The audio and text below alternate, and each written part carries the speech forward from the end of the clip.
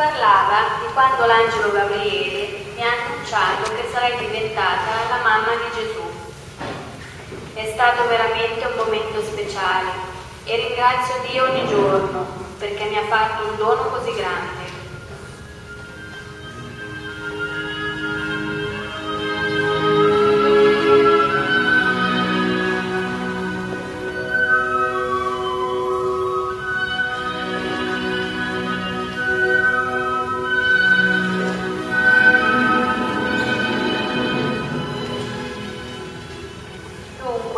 Dopo che l'angelo se n'era andato, io sono rimasta lì, nella mia casa, come sempre. Avevo i soliti impegni di tutti i giorni, lavare, cucinare, fare le pulizie, ma non ero più la stessa. Avevo detto di sì al Signore, anche se non sapevo proprio cosa sarebbe successo veramente. In certi momenti pensavo che il Signore si sarebbe accorto che ero solo una ragazza semplice, senza esperienza, e avrebbe trovato qualcun altro.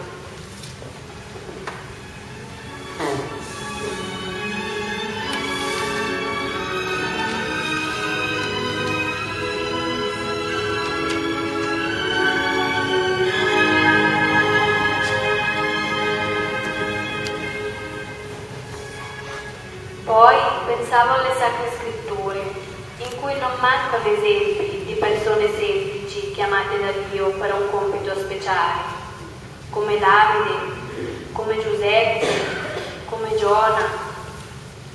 Forse Dio voleva ancora una volta qualcuno capace semplicemente di accoglierlo, poi ci avrebbe pensato Lui a guidarmi. Così ho deciso. Non si può stare a pensare a se stessi quando Dio ti chiama. Bisogna pensare a Lui, fare ciò che Lui vuole. E il modo migliore che ho trovato per farlo è stato quello di partire. Sì, partire, fare ciò che Lui vuole.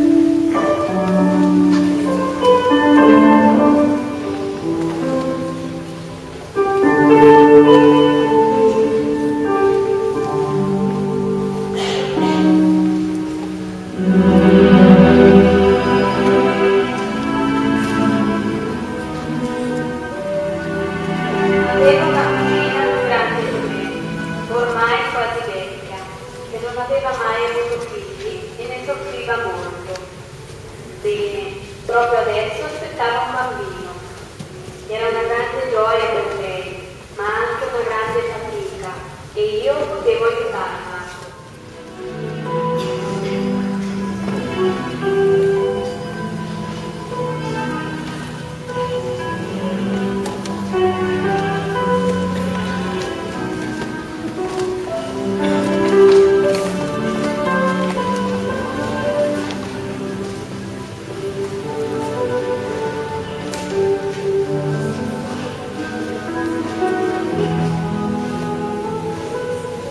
L'incontro con Elisabetta è stato emozionante.